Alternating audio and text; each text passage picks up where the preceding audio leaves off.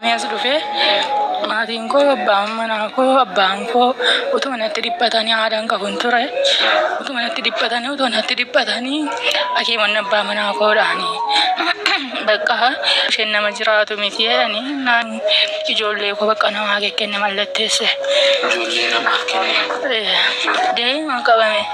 Deeman gaafuma godha furii dhiigi mataana guute kanaan booddee buufataa jennaan gooti gaafana geessanii dabarfaddaa hin dandeenyu jedhanii marfee tokko naa kennanii bakka isheen nama jiraatu miti jedhanii naan ijoollee koo bakka namaa kenne mallatteesse.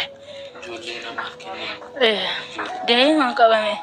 Deeman gaafuma godha furii dhiigi mataana guute kanaan booddee buufataa jennaan gooti gaafana geessanii dabarfaddaa hin dandeenyu jedhanii marfee tokko naa kennanii dabarfadhaa onnee giffiitii ta'uu danda'an beennu jedhanii na dabarsan. Tuubboo kana koo qaxxalanii turanii jalqaba. Innaa itti sunoo gadi galuu iyyuu hin dide isaanii iyyuu. Deebi'ee lamaan ishee. Lama qabdaa. Gaafa keemonni abdii kutanii dhagaa. Injira addisa malamma iyyuu dandee gadi biyya waliin deebi'u akka nama taa'ummaa miti. Silooma firraan fuudhee madiyoo. Kanaan booddee bakka abbaan koo arra duraa arra booda aduuta jiraattu dhimma isheen qaba deema. Nadhiisee wayyaa kochoolaa ergee nadhiisee galee mana isaatti. Nadhiisee deeme. Kanaan booddee bakka abdii kutatanii nadhiisee deeme haadha nama barbaaddummaa sulas hin qabu. Abbaan manaa koo immoo eeggasii bukkeedhaa fi nagatee deemus fala dhabee akka isaanii uumamu garaanatti jabaachuu dadhabee ramma tokko. Utuma hedduun isaas keessatti Oromoo gaddise wayyaa fa namaa miicee fa nyaata naa bitaa qoricha akkasii shuraansiidhaan jiru bakkee marraa bitaa lafiitti utuma jedhu dhaqee muusisii bitee abdii koo kutatee nadhiisee deeme. Abbaan manaa keessa dhiisee deeme. Nadhiisee deeme iddoo inni jiru achi keessaa hin beeku amma ammaatti iyyuudha. Namamitti dhiisee deeme. Gaalama caaleera.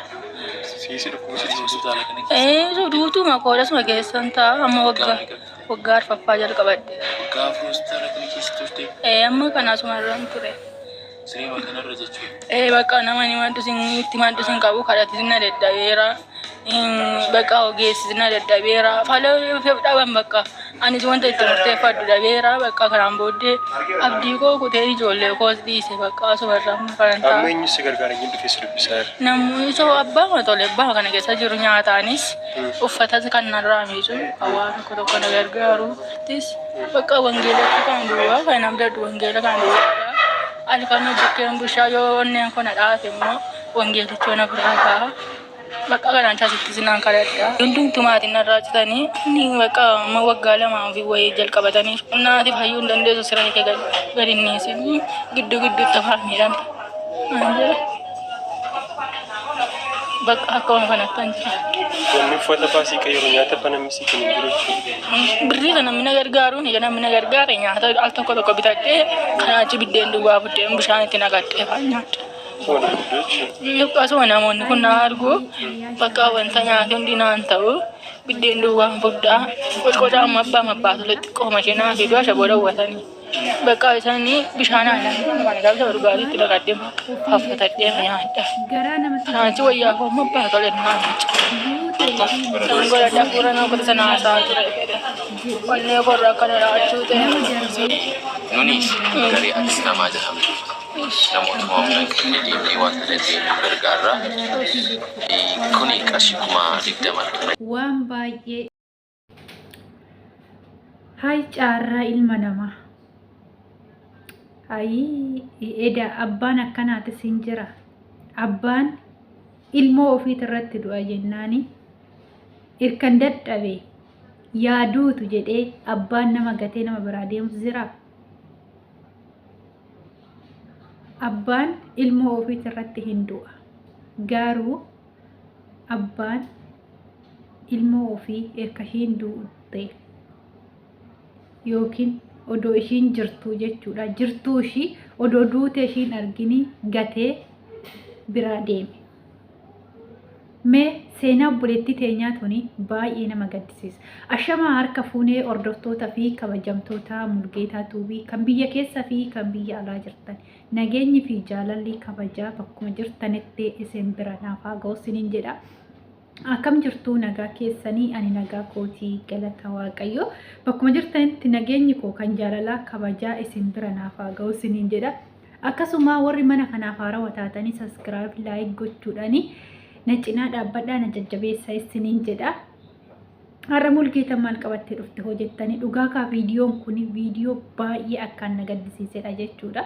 Maaliif obboleettiin teenyatuuni akkuma dubartii taniimtu jechuudha. Nama jireenya ofii ijaarratee mana ofii qabatee ilmoo garaatti qabateedha jechuudha. Obboleettiin teenyatuuni akkuma garaatti ilmoo baattanii da'umsaaf gara hospitaalaa deemte garuu da'umsaaf kan deemte mana hospitaalaatti dhiigni ishii mataa keessatti hidhitee jechuudha. Hospitaalli gara biraatitti ajajee gara biraati sanitti ammas abbaan manaa ishiitii fi abbaan ishii bira jiranii akkasuma haadha hin qabu jettee dubbattee turte jechuudha obboleettiin teenyatuuni jechuudha. Garuu hospitaalli san keessatti hin dandeenyu jedhanii onnoo jennaanii haga tokko yaalaa dhaqanii jechuudha gargaaraa dhaqanii abbaanis abbaan manaa ishiitis jechuudha. Garuu booddeerra hin dandeenyu ishii fayyuu hin dandeessu jedhanii jechuudha. Hospitaala san keessa doktoroonni itti himnaani abbaan ishii jechuudha abbaan ishii alfate abbaan ofii kana namarratti raawwatan jedhu dhugaa rabbii jechuudha.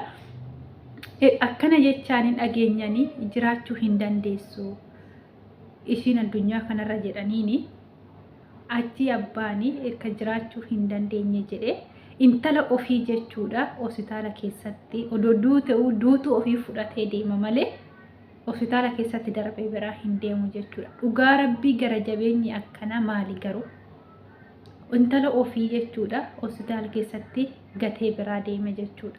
Garuu abbaan manaa ishii jechuudha gatee biraa deemuu dadhabee yaalaa dhaqee qasiraa itti hojjatee waan argatee ishii cinaa dhaabbachaa ture jechuudha.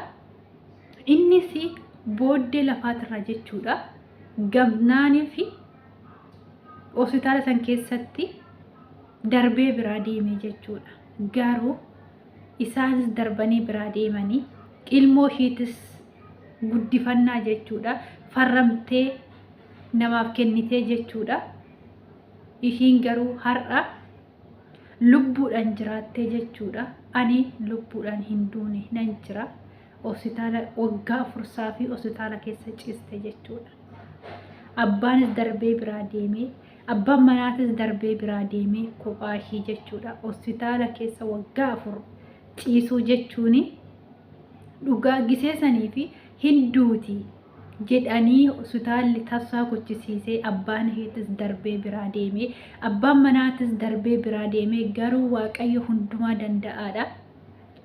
Waggaa 4 guutuu lubbuun ishii keessaa hin ba'in fayyitee jechuudha. Hojjettee teessee dhiigni sunis irraa gadi galee oksijiinidhaan jiraattee har'a geessa jechuudha. Garuu abbaan ishii suni waggaa 4 kana keessatti yoo lubbuun jiraate maaltu itti dhaga'ama?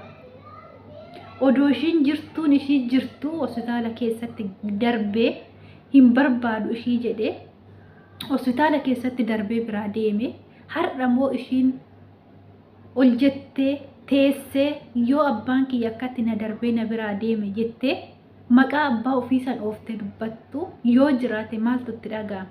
Garuu odoo haati sun akka feetes taatu irra jiraatte akka abbaa kana garaatti jabaatte garuu abbaanis gara namatti hin jabaata hin jedhu ani jaalalli haadhaa fi abbaanaaf tokkuma hidheetan yaada jechuudha dhugaa dubbachuudhaa fi maaliif dhugaa hin beeku ani. Kanaafuu garuu dhugaa rabbii ana baay'ee na gaddisiise jechuudha. Obboleettiin teenyatu seenaa ajaa'ibaati. Garuu fayyitee har'a oksijiinidhaan jiraattee kaatee haasa'uun ishii dhugaa waaqayyo guyyaa qaba. Waaqayyo hundumaa danda'aadha. Hundumaa beekadha. Guyyaa qaba wannumtu hunduu jechuudha. Namni hinduuti jedhe. Innaa akkatti abbaan ofiitillee garaa namatti jabaataa siniin jedha hordoftoota fi kabajamtoota kiyya dhugaa baay'ee garaa na nyaatte obboleettiin teenyatuuni ilmoo ofiitillee namaaf kennitee farramtee jechuudha. Akka ilmoo ofii sanillee fudhattee ilmoon ishii sunillee tajaajille jechuudha. Namaaf kennite jechuudha. Dhugaa rabbii baay'ee waan nama gaddisiisuu fi waan baay'ee jechuudha. Garaa nama nyaatudha wanti ishii irratti raawwatame duute jedhanii biraa gatanii deemanii wannumti hunduu guyyaa malee waaqayyo guyyaa malee lubbuu nama keessaan baasu lubbuun ishii har'a eeddee nama teessee akkasitti haasoftu taatee jechuudha. Innaa kana fakkaata obboleewwan kooyi aga viidiyoo biraatti walitti deebinutti turtii gaarii naaf qabaadhaa. Galatoomaa. Viidiyoo kana laayik subscribe gochuu hin dagatinaa isiniin jedha.